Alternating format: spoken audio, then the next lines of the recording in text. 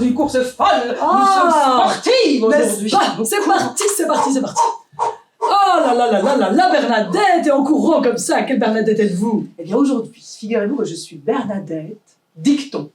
Parce que j'en ai rien en tête. Oh. En mai, fais ce qu'il te plaît. Mais oui, et allons donc courir. Allons courir. Eh bien, En mai, fais ce qu'il te plaît, c'est tout ce bouquin. C'est un album donc jeunesse, écrit et réalisé, illustré par Hélène Druver, qui s'appelle Fille, garçon, et qui est, mais d'une beauté, autant dans le message que dans les visuels.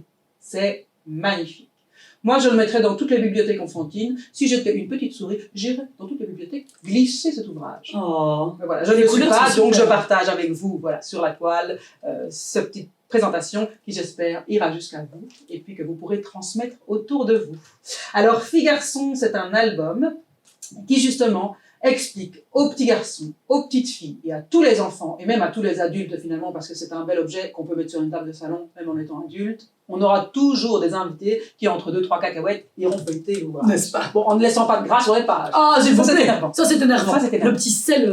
Eh oui. Eh bien, c'est un livre, un album, qui permet de dire aux gens, soyez qui vous voulez. Ah. Voilà. Que vous Soyons soyez fille, que vous soyez garçon, mais faites ce que vous voulez, bon sang.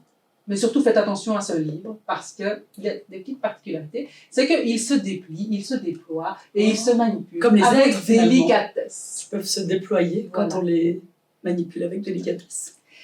Est-ce que vous désireriez que j'ouvre cet ouvrage? J'adorerais, Que Bernadette. je vous montre les trésors. Montrez-moi, montrez-moi. Et que je vous en fasse le début de la lecture. Tout à fait. Parce que lire un extrait, en fait, c'est des petites paillettes comme ça, des petites graines que l'on sème par-ci par-là. Je vais vous lire la petite dédicace d'Hélène. Pour Marin, Ida et tous les enfants, soyez libres d'être vous-même, riez, dansez, aimez. Oh, c'est beau. Fille ou garçon, j'ai le droit de rêver de princesse et de château.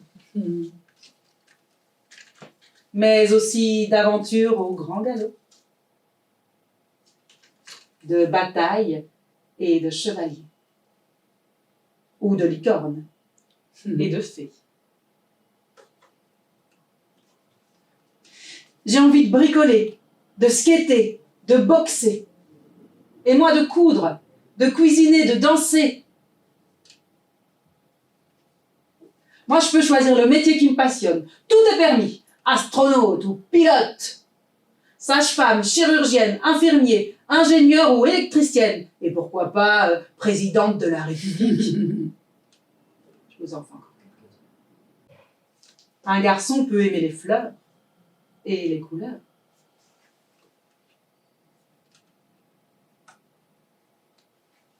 Fille ou garçon, on peut jouer ensemble sans être amoureux.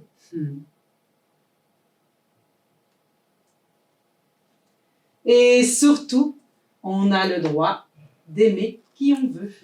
Et pour cette dernière, je vais vous demander un petit coup de main, Bernadette. Avec plaisir, chère Bernadette. Avec délicatesse, je déploie. Vous voyez quel trésor on a quand même à portée de main. Magnifique.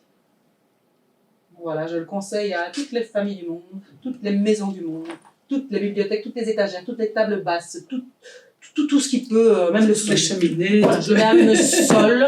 Voilà, en exposition, il est là, il est beau. Et vous alors, Bernadette? Quelle Bernadette êtes-vous? Alors moi, ma chère Bernadette, aujourd'hui je suis Bernadette désirante. Dans ce petit livre, qui est un roman slam, je dirais. Ah. Pas vraiment un roman poète. Pouvez-vous rappeler à nos auditeurs et à nos téléspectateurs ce qu'est le slam? Alors, le slam, c'est donc... c'est un mélange entre poésie, musique, en fait, c'est texte surtout court et acéré. Oui, en fait, vraiment, le seul principe normalement du slam... Non, c'est parce que d'un coup, je dis comment définir le slam. Et je pense que le seul principe du slam de base, c'est sur les scènes ouvertes, un texte écrit par soi en 3 minutes. Et sans musique, sans instrument, etc. Alors après, il y a plein de variations, plein de possibilités. Et c'est vrai qu'il y a dans l'écriture slam quelque chose de très rythmé, qui fait penser un petit peu au rap, Et des sonorités. mais sans musique et des jeux d'assonance, d'allitération, Oui, etc. Dans la forme, il y a quand même toujours Exactement. ce petit truc de... Ce jeu-là, c'est pour ça qu'on compare souvent au rap. Et donc voilà un petit peu en quelques mots. Et donc nous avons ici une slameuse belge tout de même très connue, Lisette Longbe, qui a écrit Vénus Poetica. Lisette Longbe, donc une slameuse liégeoise qui a créé Elle Slam avec sa sœur et d'autres personnes, je pense, pour justement rendre le slam accessible. Sa sœur qui s'appelle Julie. Julie Longbe, exactement. Et donc c'était justement dans l'idée de rendre le slam accessible aux femmes notamment, qui étaient un petit peu exclues des scènes ouvertes. Enfin, pas exclues, mais je veux dire, traditionnellement, il y avait plus d'hommes dans les scènes ouvertes, moins représentés, exactement. Et donc, ça a permis à des femmes d'accéder à des ateliers d'écriture, etc. Et elle a écrit Vénus Poetica, désirant, parce qu'en fait, c'est vraiment, en quelques pages, le parcours d'une femme, de l'enfance à l'âge adulte, avec son désir, en fait, qui bouillonne, et ses envies de découvrir le monde, ses envies aussi de découvrir la sensualité, d'explorer les corps, mais qui est en permanence confrontée tout de même, justement, à sa condition de femme. Je suis une femme, et dans les rapports hommes-femmes, eh bien voilà, on connaît quand même tout le patriarcat duquel on est issu et dans lequel on continue à vivre, et donc tous les jeux de pouvoir qui se mettent dedans, etc., la maternité aussi qui redistribue un petit peu les cartes. Et donc voilà, en une petite, soixantaine de pages, je dirais, c'est ça, on a vraiment le parcours de cette femme, de l'enfance à l'adolescence, qui, en fait, nous livre un petit peu ses tripes dans le livre. Ses tripes, ses désirs, ses envies, ses questionnements, ses moments plus difficiles. Donc je vais vous lire quelques extraits qui parleront mieux que moi de ce que traverse Lisette Longbe dans Vénus Poetica.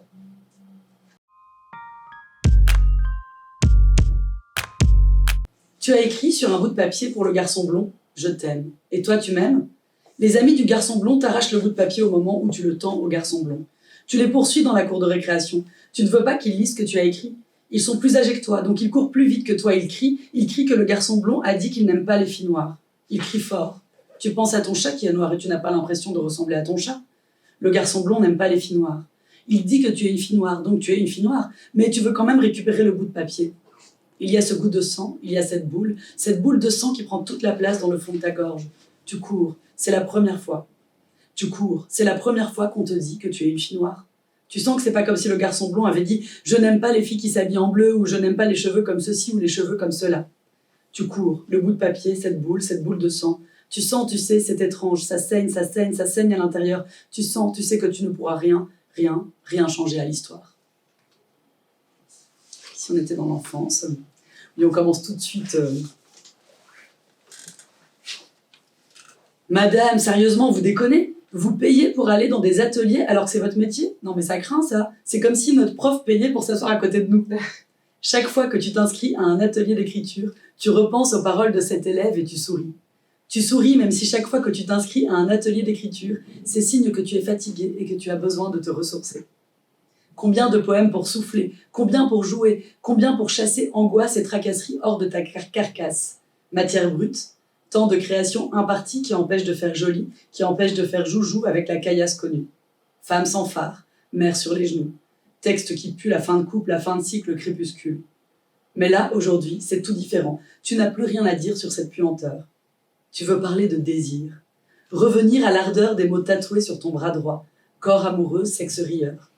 Revenir à l'ardeur des mots tatoués sur ton bras gauche. Cachette érotique, détours multipliés avant leur nudité. L'animatrice de l'atelier vous propose de rédiger une liste dans l'esprit de Georges Perec et de donner un titre à votre liste. Tu écris « Liste des provocations qui ne mangent pas de pain ». 1. Attendre ton joueur de basket préféré à la sortie des vestiaires après son match. Lui tendre un classeur rempli de coupures de journaux que tu collectionnes et où son nom apparaît. Lui demander un autographe. Glousser de ton gloussement de fan sexy de 16 ans. T-shirt ventre apparent et narguer sa femme qui allait dans les gradins en attendant son mari qui signe des autographes à une fan sexy de 16 ans. 2. Traîner dans le bureau de ton père en robe moulante, jouer à l'étudiante ingénue et dès que ton père a dos tourné, prendre des poses langoureuses pour aguicher ses collègues. En particulier celui qui passe ses journées à commander ses produits diététiques pour ses entraînements de triathlon et celui avec son accent flamand et son cuir et ses boots et son bridge. 3. Rejoindre le vestiaire le plus lentement possible, fesses nues, en espérant que ton gynécologue mate tes fesses au lieu de remplir ton ordonnance de pilule. 4. Proposer une tasse de café à l'apprenti plombier. Lui dire de faire comme chez lui et de s'installer dans le canapé en attendant l'arrivée de son patron. Continuer à faire ton ménage pendant que le jeune homme boit son café. Le frôler avec le manche de ton aspirateur. 5. Entrer seul dans un bar où sont projetés des matchs de basket ou de football. Commander un verre de vin blanc, te poster devant la télévision géante, crier, encourager, sautiller, faire la connaisseuse. Tu frises l'écriture automatique. Provocation numéro 6, numéro 7, numéro 8, numéro 9. Tu titilles ta mémoire avec joie. Ton voisin de droite, lui, n'a encore strictement rien écrit sur sa feuille.